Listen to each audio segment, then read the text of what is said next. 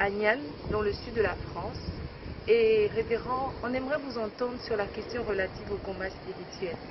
Est-ce biblique? Pouvez-vous nous en dire plus? Merci. Mesdames et messieurs, merci de vous savoir nombreux au suivi de cette vidéo.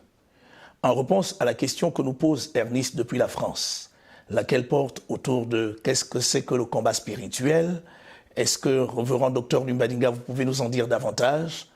Permettez-moi d'ores et déjà de planter le décor en allant dans les fondations bibliques qui soutiennent ce sur quoi je vais m'appuyer tout à l'heure. Si vous allez rapidement dans le livre d'Apocalypse, le chapitre 12, à partir du verset 7, il est écrit ce qui suit. « Il y eut une guerre dans le ciel. Michel et ses anges combattirent contre le dragon, et le dragon et ses anges combattirent. Mais ils ne furent pas les plus forts, et leur place ne fut plus trouvée dans le ciel.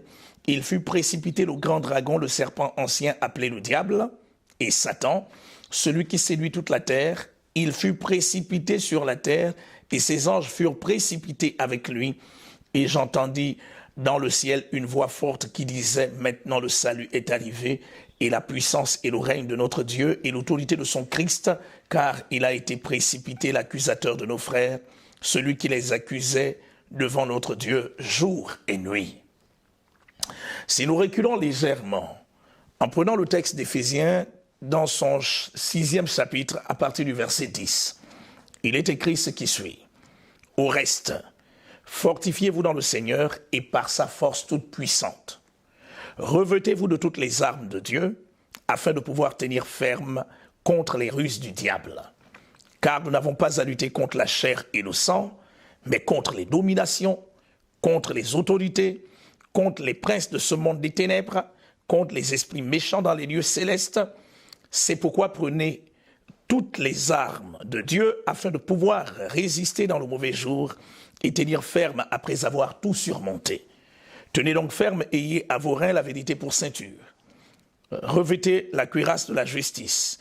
Mettez pour chaussure à vos pieds le zèle que donne l'évangile de paix.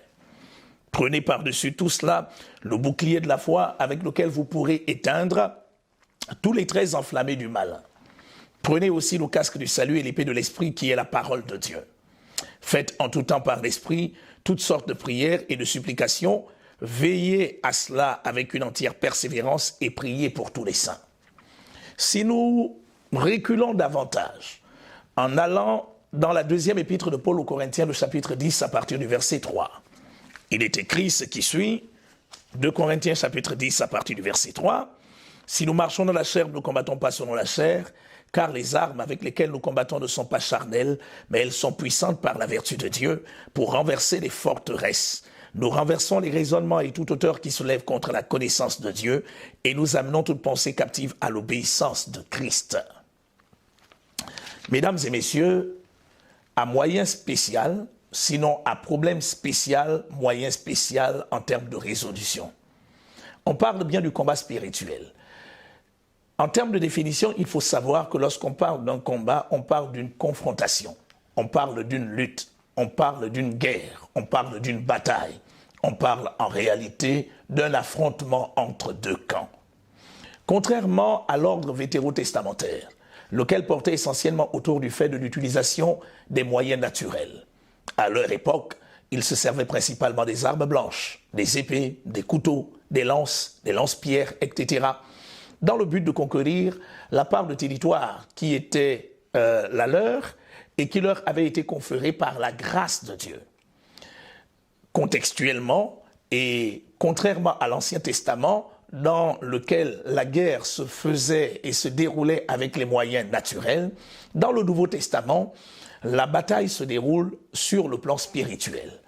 Il s'agit d'une véritable confrontation qui oppose le camp de Dieu, lequel est équipé et soutenu des anges et des ministres de Dieu, des enfants de Dieu, des fils et des filles de Dieu, contre le royaume de Satan, lequel est composé de Lucifer lui-même, s'appuyant sur deux types d'agents sataniques, les agents sataniques démoniaques et les agents sataniques humains.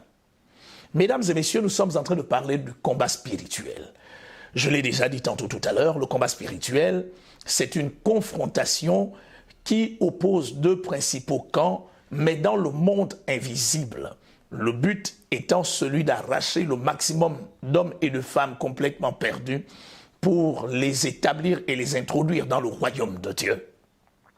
Les moyens qui sont utilisés dans le cadre de ce combat n'ont rien à voir avec les moyens conventionnels, n'ont rien à voir avec les armes à feu, les armes blanches, les armes nucléaires, etc. Des moyens qui sont utilisés, ce sont des moyens spirituellement puissants, lesquels nous permettent de travailler à la transformation des nations par la visitation majestueuse de notre Dieu.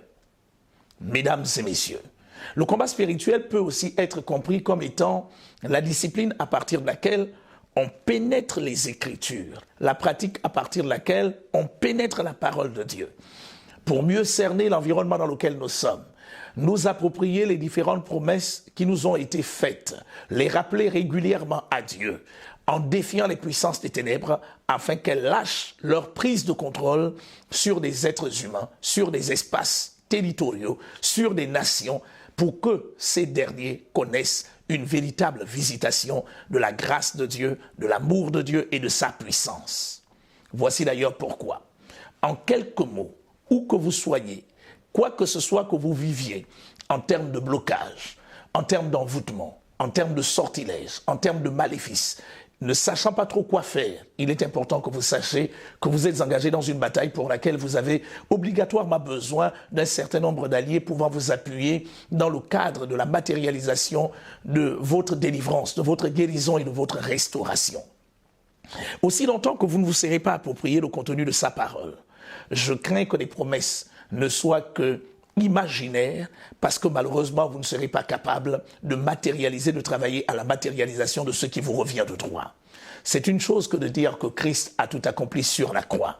C'est une chose que de dire que c'est la volonté de Dieu que nous puissions prospérer à tous égards.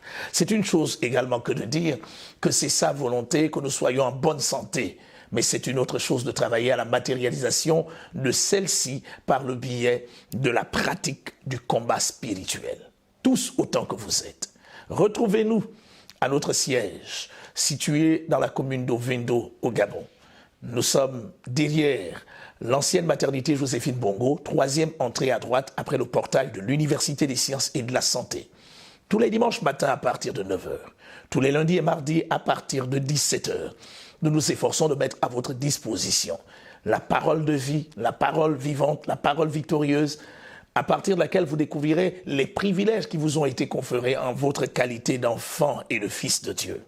Dès l'appropriation de ces dites promesses, vous manifesterez les privilèges qui sont attachés à votre salut, tous autant que vous êtes. Retrouvez-nous et venez découvrir davantage. Venez cerner votre environnement. Venez vous approprier les moyens qui accentueront votre foi pour que celle-ci soit capable de vous amener à défier les hordes de l'enfer. Où que vous soyez, qui que vous soyez. Nous vous attendons massivement à chacune de nos réunions. J'espère avoir répondu à cette question singulière et surtout, j'espère vous recevoir bientôt afin que vous puissiez étendre vos connaissances à la matière. Que Dieu vous bénisse et qu'il vous bénisse abondamment. Merci de nous avoir suivis.